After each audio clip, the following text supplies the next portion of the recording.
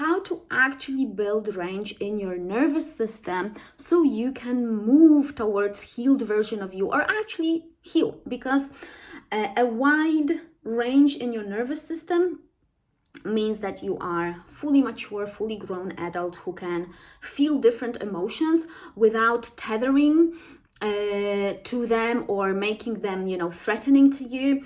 And here is the practical guide to how to do that in your everyday life. So after watching this video, you will literally be able to start doing those practices in your mundane real life and start seeing the results.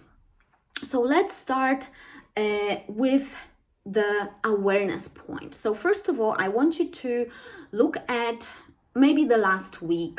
That might be like a good reference point, and think about, okay, what emotional states are actually dominant in my life? Because whenever you're starting doing some, let's say, some healing work, and in this particular case, we are building the range of your nervous system, you need to know where you are starting. So you have realistic expectations and you're not putting yourself like, oh my God, I gotta be perfect, because, there's no such thing as perfection in the nervous system range. So let's just, forget about that. It's not about perfection. It's more about expanding the range so you can get the things that you want. You're gonna have the range in your nervous system that is matching the things that you actually want and desire. Yeah? So what are your current emotional states? And here is really important that you're going to be honest with yourself. Because if you are pretending to be happy when you are not, if you are talking yourself into positive emotional states, but actually deep down you feel deeply unfulfilled, that is you simply lying to yourself. That is you simply pretending, potentially, bypassing, suppressing emotions, again, whatever that process we want to call, is like you're avoiding something, you're escaping something. So, and a lot of the times people do that through actually positive thinking, through trying to almost like engage with like fantasy. So it's almost like there's nothing wrong with spirituality, there's nothing wrong with religion, and there's nothing wrong per se with, let's say, manifestation culture. But all of these, they have their almost like shadow sides when people are engaging with these in a very unhealthy way, because they are so desperate to heal, and they think that if they're gonna force themselves to feel positive, then that's what's going to magically happen. Well, no, you have to really learn how to feel those emotional states that are uncomfortable for you, which means, we can call it shadow work, you can call it whatever work, but you will have to feel the emotional states that are uncomfortable for you to feel, because this is how you expand your range on one hand, because there's another hand and you're going to be expanding the other part of the range. But now let's say you're really honest with yourself. And then I want you to also think about, because this is equally important, your emotional states are deeply impacted by your inner dialogue and your inner conversations. If you are judgmental towards yourself and very self-critical and perfectionistic, that will be driving a lot of the feelings of shame and a lot of the feelings of guilt, because it's almost like your body does not feel safe with you, because there's this critical voice in the head that is just impacting and talking to the body as if that body is never enough. And this is unfortunately where we are culturally. It's in a lot of cultures, this inner dialogue it's almost like the perfectionism, the self-criticism is being named as, well, yeah, this is like humility, like that. It sounds like that you're being, a lot of the times this is deeply conditional, perfectionistic, very toxic way to relate to yourself. So dominant emotional states and being very honest with yourself, and also how does your thinking and how does your inner dialogue and inner conversations impacting potentially those emotional states. So two things. Now let's create a profile of a person, because let's say this is probably, I would say, the most dominant profile of a client that I had been working with is a person who is totally avoidant of shame and of anger and fear. These are, a lot of the clients that I had been working with, they had been very avoidant of shame, very avoidant of fear, and very avoidant of anger. And ironically, then, their decisions and their behaviors will be driven by actual these states, because they are trying to escape feeling that. Therefore, they are driven, the actions are driven by shame. So imagine if your actions are driven by shame unconsciously, then what you're gonna get in life, you're gonna get more of that in a way, but not in a I would say in like a reality creation way, but more like in a way that your brain will keep on predicting it, and your nervous system keep on normalizing avoiding shame. You want to denormalize avoidance of the feeling of shame, and you want to make the shame normal and safe for the body. So the profile of that particular person who notices that the emotional states that actually are deeply triggering, not deeply triggering, but like deeply driving and directing their life are shame, fear, and anger. These are the particular emotions that you gotta make safe for the nervous system, that therefore you gotta start feeling them in the body somatically without impulsively reacting to them in the old ways. And this is hard.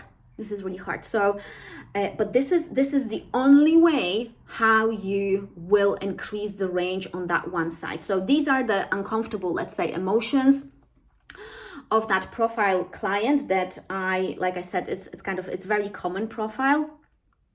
And what I want you to realize is that the more you will normalize feeling the feelings of anger or feeling the feelings of shame for your nervous system, the more clarity you're gonna have in real time to take appropriate action. That's it. So it's almost like, don't be scared that you're gonna take a bad action that's gonna ruin something for you. No. Practice, and yes, it's gonna feel like swimming upstream at the beginning. It's going to be very uncomfortable for you because you've never done that before. So it's like, think about it as, you're learning a skill. Yeah, learning a skill is difficult at the beginning because you are cutting off the old neural pathways and the old kind of chemistry that is linked to those neural pathways, and you are creating new ones. So you're doing two things at the same time. That is, a lot of work for your nervous system, for your brain. It needs to generate way more energy than when you are doing, your automatic reactions, the old reactions. So that is, let's say, that range of the uncomfortable emotions. Now, this type of a person who is really avoidant and defensive and sensitive to feelings of shame and anger and fear, on the other hand, needs to also include emotions like joy, fun, creativity, love, respect, kindness, and start making these emotions normal for the nervous system as well. Now, what I notice in my client work is that people feel shame or guilt when they are having fun, when they actually have pleasure from any activity, when they are joyful, when they are being creative, when they really scared of love, of feeling like that deep, profound love.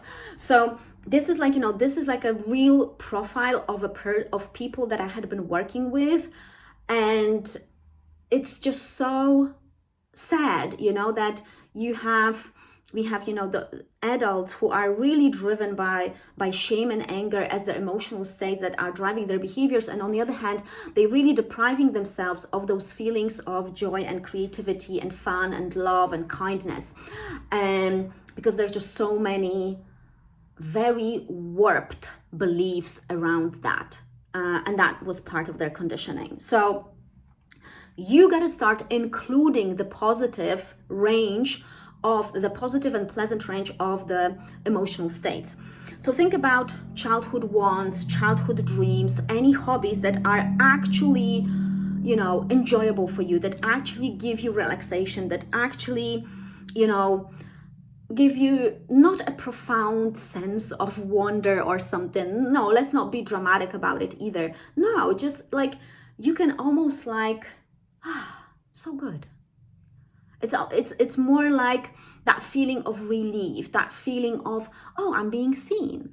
Oh, this is so nice. I want more of that. So this is more really treated very lightly. This is really important, not to dramatize the love, not to dramatize the kindness or fun.